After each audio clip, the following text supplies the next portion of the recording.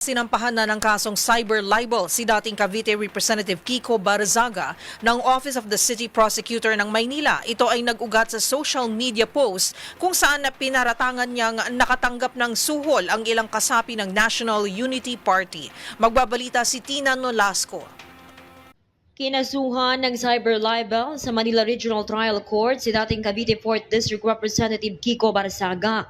Kaugnay ito sa inihaing reklamo ni Manila 2nd District Representative Rolando Valeriano sa paratang ni Barazaga sa social media na tumanggap umano ng suhol ang mga kasapi ng National Unity Party kung saan dati siyang miyembro. Kinatigan ng Manila Prosecutor's Office o MPO ang reklamo ng kongresista na mapaninang puri ang post ni Barazaga sa kanyang social media account na kumalat online. Matatanda ang sa social media post ng dating kongresista. Inakusahan nito na galing umano ang suhol sa business tycoon na si Enrique Razon Jr. kapalit ng pagsuporta sa speakership ni dating House Speaker Martin Romualdez. Inirekomenda sa korte ng MPO ang 10,000 pisong piyansa para sa pansamantalang kalayaan ng dating mambabatas. Para sa MBC TV Network News, ito si RH19 Nolasco ng DZRH, una sa Pilipinas, una sa Pilipino.